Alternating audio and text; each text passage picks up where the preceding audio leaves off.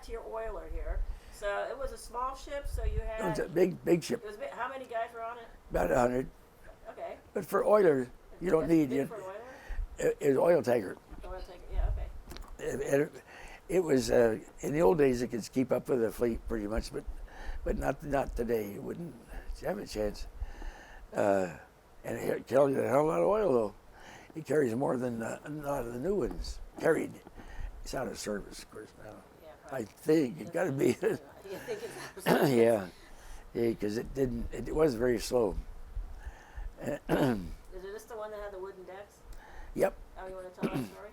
Oh, well, we had on the I forget what we call it, the Ramapo deck. It was all wooden, planked, beautiful wooden planking out there, and up forward there had some of the main deck. And the rest was all metal, cause it was all pipes and all that for all the tanks, oil tanks. Anyhow,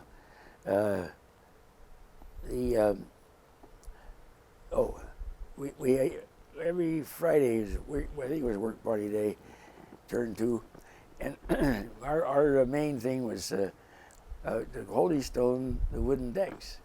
That was a big holy stone, a big stone, heavy stone, like a pumice stone or something, a hard pumice stone, and it had a handle, big handle you could, like a broom, and you had to use water and this sand and holy stone. So everybody wanted to get grab the bucket of sand, and he was the guy that just tossed it around. So I think I was telling you earlier about, and they had an old Indian on board, real Indian, tough guy, first class bosun mate, and he kept to himself pretty much, but he was tough. So nobody fooled with this guy, and so we all fought for the sand bucket when we were running up there and get the sand bucket. Usually the biggest guy got the thing or grabbed hold of it and took it away, pushed the guys away. So sometimes I get there first and I think I'm all right. Well, one time, here's the chief standing there. Hey, he stops. He said something like, you give a bucket to him.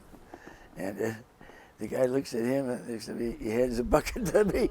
He's not gonna fight with that chief. He looked tough. And he says, I give you, he says, you work hard, you pay attention, you get it, you earn it. So every time after that, nobody went for the bucket. I just saunter up, get the bucket was mine. Because they were going to lose it anyway. Yeah. Oh, he's a lot better. I'd throw sand out. Sometimes the guys think he's finished. I'd throw more sand out. He had to keep doing it. Grumbling away, I'll get you, Wow, you had a lot of power. Yeah, for a while there, I was in charge. So, do you know the fellow's name? No, I can't. Do you know what happened to him when he just transferred off the ship and never saw him again? No, I never was back on the ship. When I got into Pearl, got off there. Oh, okay. So that ship took you from San Diego to Pearl Harbor. That's right. And then it left, and that was. It was supposed to go on to the Philippines. It had Buckley's 6 PT boats on board too. The other half of his squadron. He's a guy who was a lieutenant, full lieutenant. He wrote a book on it, and they were expendable.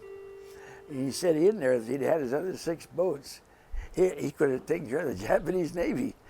They were playing hell at night with him out there, but he needed more. He needed those other 6. We were going to take them out, and we had sealed orders. They were, as I understand, they were opened the following day, but they didn't go anywhere yet. They looked to see what they were. Sure enough, they were to go to, I think, Olongapo or somewhere in the Philippines. And I don't know where it went after that. My guess is that they kept it for the runs. It couldn't keep up with the fleet. And, it was a big, it carried out a lot. It was slow, so I think they just kept that just coming back and forth, Pearl to Long Beach to Pearl. They could give it cover there. but she didn't go beyond. Okay, so but then you were.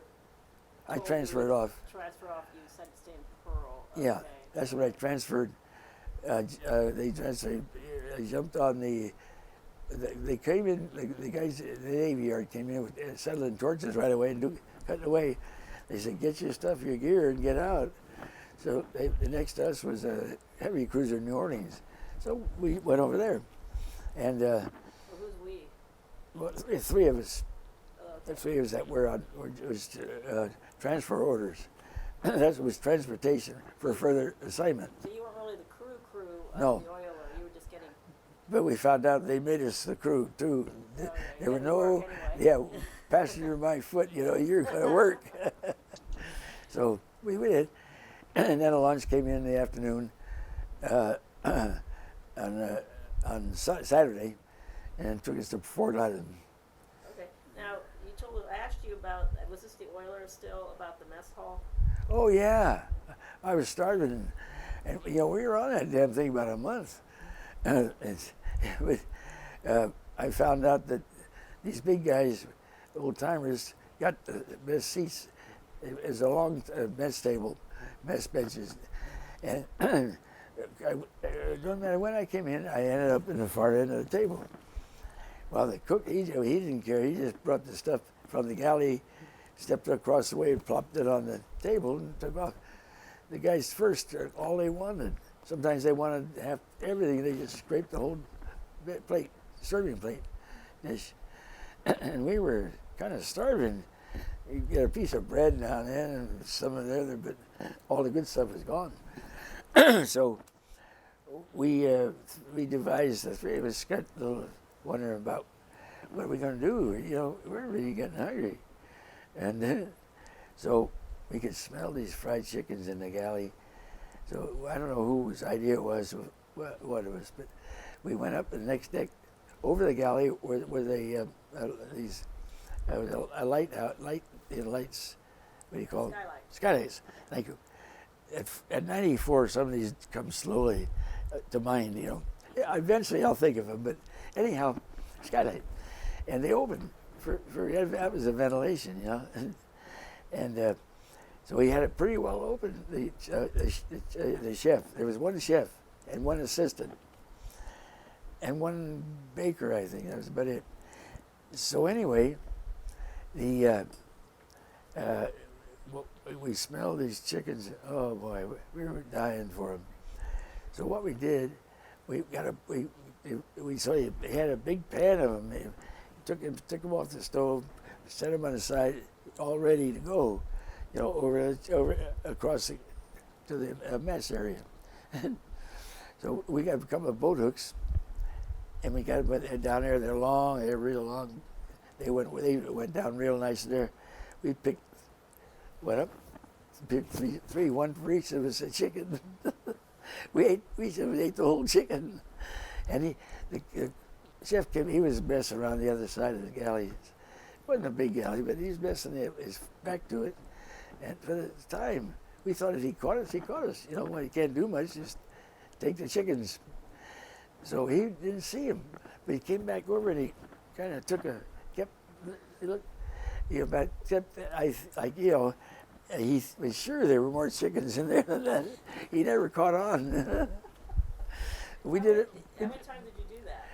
I don't know. We did it a few times, but then we figured, hey, he's getting kind of wise, and we better cool it. He knows somebody's getting those chickens. Yeah. Going too insane. Yeah, the Navy had a lot of chicken. That was between chip beef and chicken. That was about 90% of what you got. They give you a lot of rice, just out of curiosity. Rice? Yeah. More beans than rice. They're more the beans. Yeah. Okay. More beans. I did like, they made the best cornbread. Whoa, boy. When we get I don't know, but when we get a piece of cornbread come down, we'd all fight for it. The three of us on the end. Did you have honey to go with that? I don't know. We just butter. Cornbread was good enough. But it was just so buttery anyway, and we just ate it as is. In San Diego, incidentally, I found out that there was a Class C baker school there, That's the top. You had to be a first-class petty officer or chief petty officer to get into school. These guys were good. And it was cooks and bakers. And the bakers made a lot of pies. And we found out about it. And so we'd always go hang out around the back door of the school, and made friends with some of the guys there. And they'd bring out a whole tureen of pies. And yeah, about, Pies or the small pies? oh, big pies. Normal-sized pies. Yeah. Wow. And about maybe 10 or 12 of them. We would carry this whole tureen. It was about that high. It had all the shelves in it for pies. And we'd take that back to barracks. And we'd spread them around. And we were thought pretty highly of there. We'd take care of all our friends and say, pies. The one I liked was a banana cream pie. Boy, was it good. And I wasn't much of a banana man or anything before that. But boy, yeah. And then another one that came up was coconut cream. Oh yeah. Coconut cream. The cream pies were eggs. We'd already eaten, and we'd take these, get them anyway. We'd eat the whole pie. Not one of us. We shared them, Oh, yeah. But That's boy. like more friends. Oh yeah, we made a lot of good buddies that way. So that was in San Diego, and they had like the cooking and baking. Yeah, there was a regular school for them there. Wow. Did you have bakers on your ships? No, yeah, carrier. Oh, we had It had to be a big enough ship. Oh yeah, big enough ship. Yeah, big ships. Battleships had them. I guess the cruisers too. Yeah, we had them. We had plenty. The Oilers, no. They were lucky. They had one cook. They had one. The whole medical department was one second-class hospital corpsman. That was it. He did everything. Minor surgery, minor surgery, methylate, or whatever, just iodine then, I think. And that was it. So the bigger ship you were on, the more... Oh yeah, it had everything. Of course, it had a lot of people in it. At that time, we had about close to 5,000 people in it. Battleship? Carrier. Whereas the tanker, I think we had about 95 or 98, something like that. A little under 100 guys. But that's all you needed, Yeah, you was hauling stuff. We had one 5-inch forward and two 3-inch aft. And that was it. What were those? Cannons. Cannons, The 3-inch were dual purpose anti-aircraft. The other was surface, 5-inch, 50, I guess it was. It just we just shot out a couple, I forget how many yards. I was the second powder man. They put us even on the gun crew. And you're just there a whole month. Yeah. So I said, what are you guys going to do when we leave? He said, we're going to be short-handed. Do what we do best. And I want to get off. So the oil tanker delivered you safely to Pearl. Yeah. Okay, and now you're on Ford Island. And what'd they do with you then? So when this is about April, November? It's December. Really? Yeah. December what? Well, December 6th. I You reported. arrived December 6th? I reported in December 6th. Wow. And I don't know how they found it, but this guy, Jason, O'Krasser, Yeah. he found it on the internet. There was a whole list of everybody stationed at Fort Island, reported at Fort Island. On the 6th? No, Prior to the bombing? no, up through December 31st. Oh, for the whole month of December. The whole, as of that time, as of December 31st, here are all the people on board. Oh, wow. And I was on that thing, and it showed, sure enough, December 6th. That was the date. Boy, talk about timing. Yeah. So you see, when all hell broke loose next day, I didn't know where the hell to go. I had no assignments. Well, so wait, you get there, where did they stick you for the night of the 6th? Oh, they gave me a bunk. Gave me Just in one of the barracks on barracks. the island? The barracks right over the chow hall. The only barracks on the base, two stories. They found me a bunk, and what was I supposed to say?